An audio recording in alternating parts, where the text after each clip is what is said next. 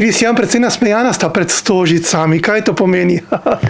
Ja, mislim, to pomeni, da se veselimo Stožic. Kaj pa drugega?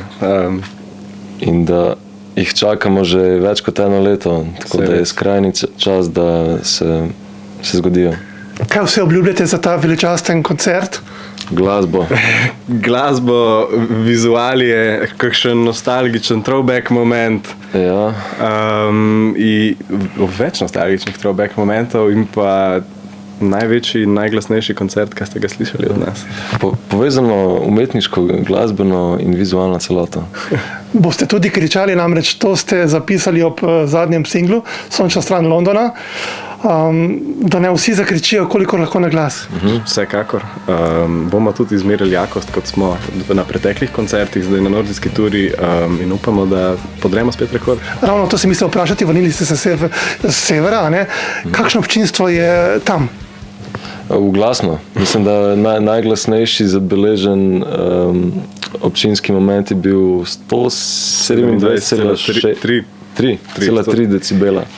In pa vsaka naslednja publika je bila glasnejša od prejšnje, torej vsak kraj je bil glasnejši od prejšnjega. To se mi zdi, da nekako ponazarja ali našo mersko napako, ali pa to, da so fani v tujini bili vsak dan bolj motivirani in bolj motivirani se na glas zadret.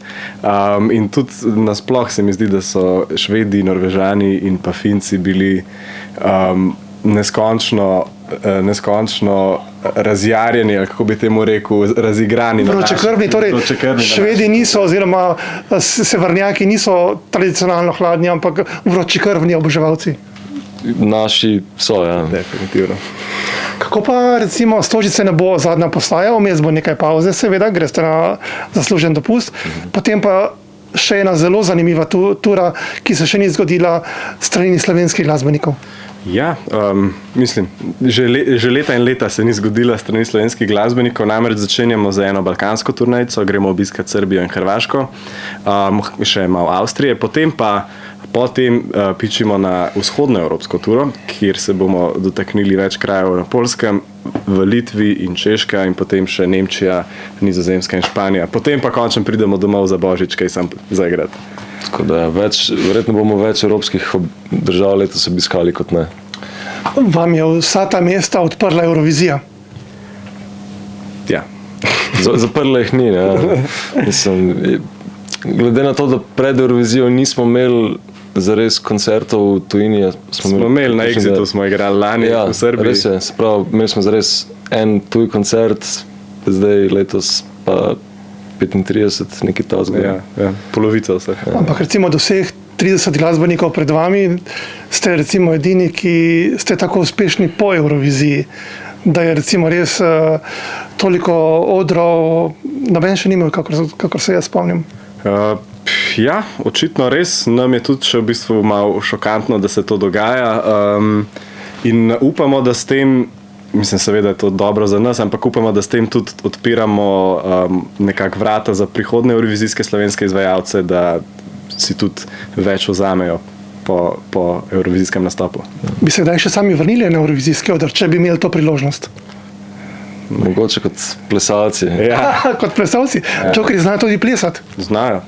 Se smo že. To smo delali na odru letos. Bolj kot igrali kitare. Zanima me še, kako pa si naberete moči? Veliko ste na odru, veliko na letalih, na potovanjih. To zahteva kar veliko kondicije. Kadar se da zaspati, kadar se da oči zapreti, prehranska dopolnila, zdravo jest, sadje, zelenjavo, Kakšna rekreacija. Čeprav za rekreacijo je res malo časa med turo, in pa čim manj žurati. Oziroma žurati ob pravem trenutku. Ja. Pa probati ohranjati zdrave misli, no, ker tudi kot fizično zdravje, tudi psihično se mi zdi ravno toliko pomembno. Tako da probati ne preveč časa na telefonih preživeti in razmišljati o tem, kaj kdo pravi. In ja, se raj pogovarjati o čem zanimivem mogoče. Za konec, predno zaključimo, še eno vprašanje.